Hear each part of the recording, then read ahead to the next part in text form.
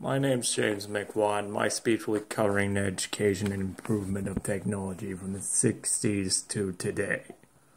This will be covered decade by decade, so there would be no confusion then for the invention of devices.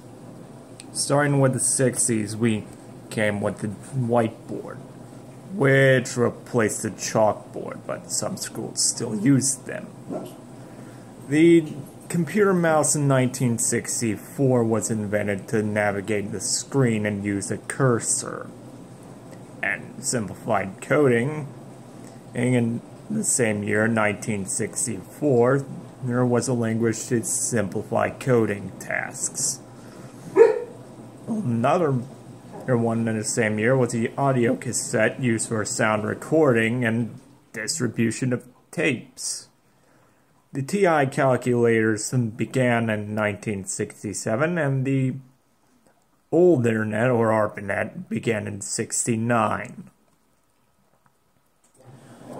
On to the 70s, schools gained new devices such as the floppy disk, that's what's used to store data, the Scantron, which automatically created multiple choice tests, and thanks to the floppy, companies like the MECC, developed edutainment software like Oregon Trail and Lemonade Stand. Not only that, the laser printer in 1975 was developed to print out paper, replacing the typewriter.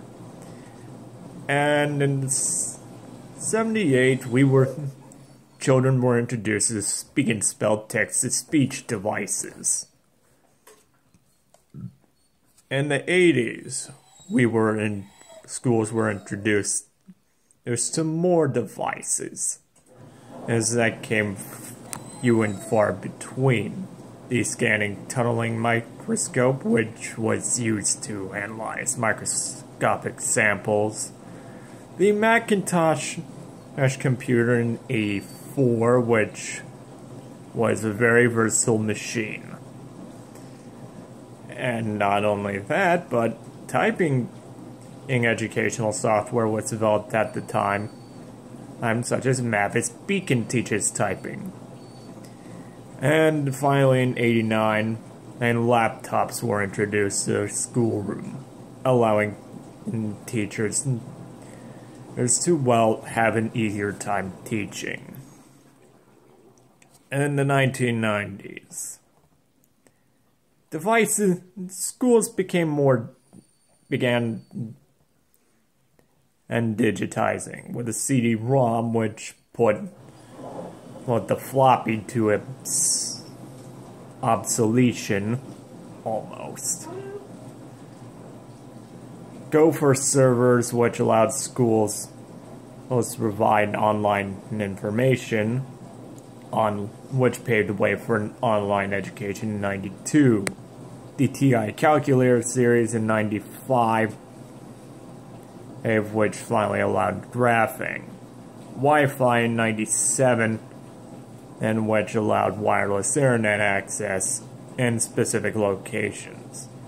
And the smartboard, well, that gave the classroom interactive data display. On to that, we have the 2000s. Well, not much was introduced aside from the Blu-ray, YouTube, and smartphone. YouTube is a search engine which allows easier access based on search results, and smartphones are basically miniature computers. In conclusion, educational technology started going digital from the 60s. Schools will gain more options and new methods to teach students. And now every student has one of these devices. Thank you for watching and listening, and sources are on the PowerPoints.